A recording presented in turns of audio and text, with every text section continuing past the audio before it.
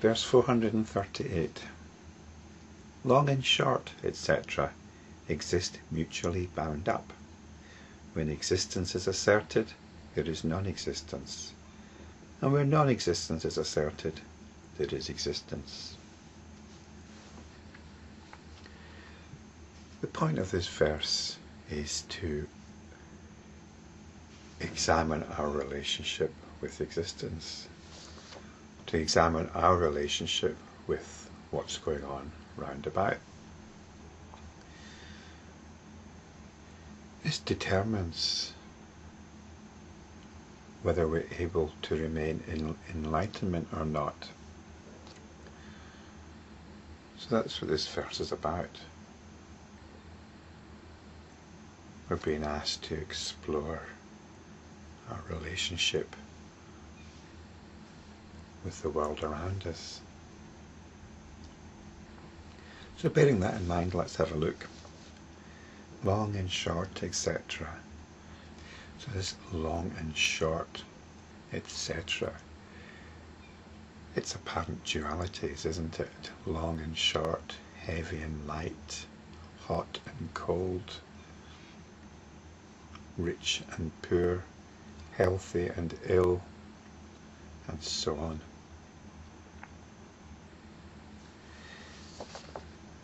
It says that they exist mutually bound up.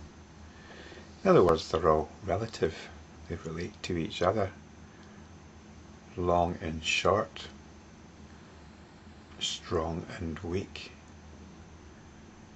You might feel you're quite tall, but then standing next to somebody else who's taller, you feel small. And yet somebody standing next to you might feel small, and you'll feel tall. So it's all relative, isn't it? And they're part of the same scale. They're part of the same continuum or spectrum. Hot and cold. We've got hot at one end, cold at the other, but they're part of the same spectrum or continuum. And we can usually give a name to that spectrum, couldn't we? For example, long and short. That's to do with length or distance or height. Hot and cold is to do with temperature. Poor and rich is to do with wealth or poverty. Heavy and light is to do with weight. So there seems to be some sort of argument that we can do the same with existence and non-existence. That at one end we've got existence and the other end we've got non-existence. Are they part of a continuum? Because if they are, then what we say exists is only in relation to non-existence. And what we say doesn't exist is only in relation to existence. And you can get stages in between.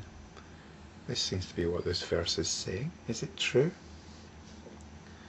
Well, let's start off with what we agree exists. What actually exists? Well, this depends who you are. And it depends the sort of culture you inhabit.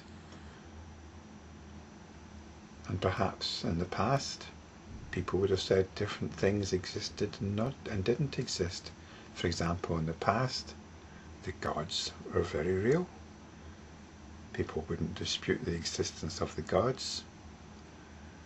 Nowadays, it's more common to talk about God. For some, God is what is real. God exists. There's no doubt about that. But we don't have to confine this to religion. If you're an economist, what is real is the economy. If you're a politician, then you tend not to think about individuals, you think about demographics, groups of people and their tendencies and their behaviour. That's what's real.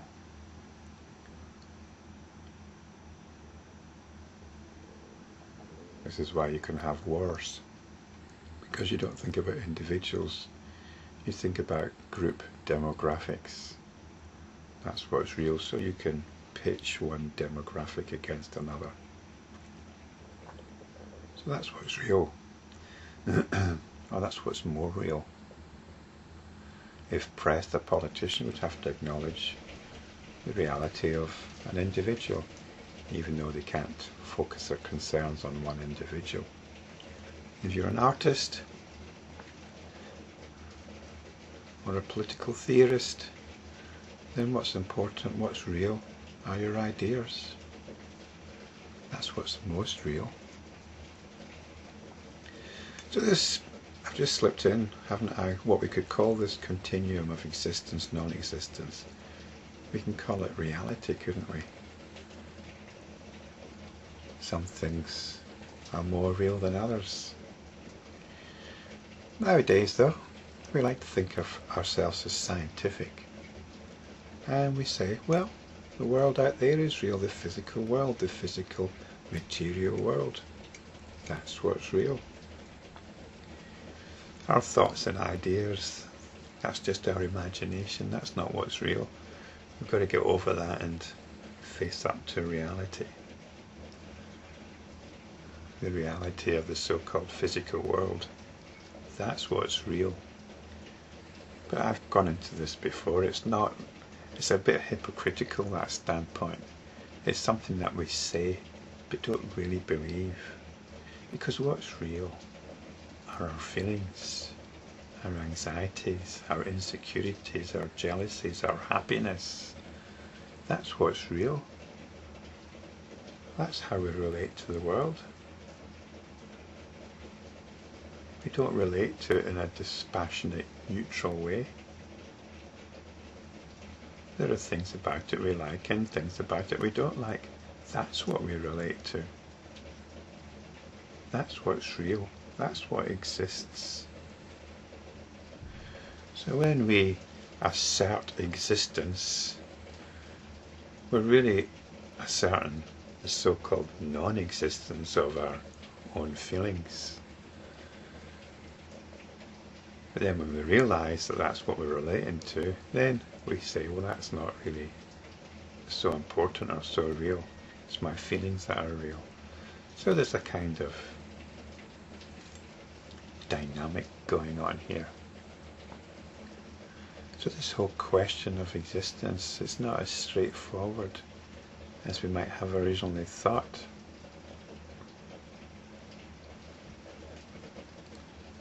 We might say that something is real, but how we behave is completely different. What we feel is real is something completely different. Is money real? Does money exist? You'd say, of course it does. But money is an idea. It's an abstraction. It's paper and metal, or numbers on a computer screen.